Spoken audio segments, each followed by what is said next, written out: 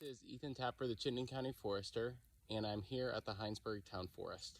Now, one thing I think about a lot is the role of historic land use in creating the forest that we have today. If you're in Vermont or most of New England, nearly every forest you've ever walked through was a pasture during the 1800s. And a lot of them were actually pastures for a century or more. Forests that were cleared from our landscape in the 1700s and the 1800s were really unlike the forests that we have today.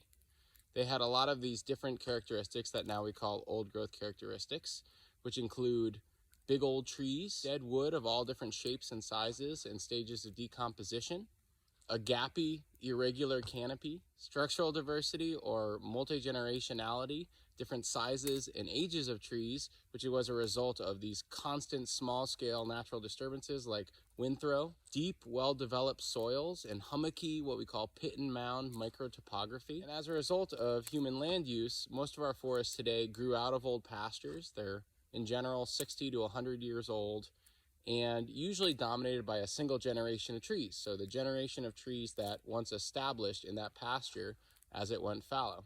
In general, we do not have the multi-generationality, we do not have the dead wood, and we do not have the big old trees that we would have found in those ancient forests. And each of those features is an important habitat for a whole lot of different living things. There's something called shifting baseline syndrome, which is where we just think that whatever we're used to is normal.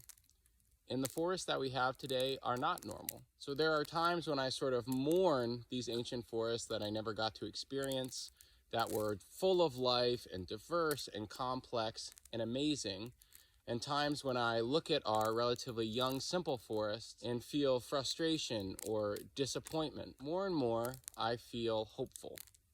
I think about the forests that we have today as just at the beginning of this long journey. They have the opportunity to become like those ancient forests again, to become diverse and to become complex and to support a capacity of life that we can hardly even imagine. As they move through time and with our help, they have a chance to become richer and more diverse and more full of life than any forest that we've experienced. Now, when I'm out at the Hinesburg Town Forest and I see more trees felled, more dead wood on the ground, more gaps to the canopy that are destined to regenerate, we are accelerating this process towards this future condition, which we hope will result in a forest which is resilient and vibrant and abundant. It feels exciting and compelling, like we're rediscovering this forest's true capacity for life.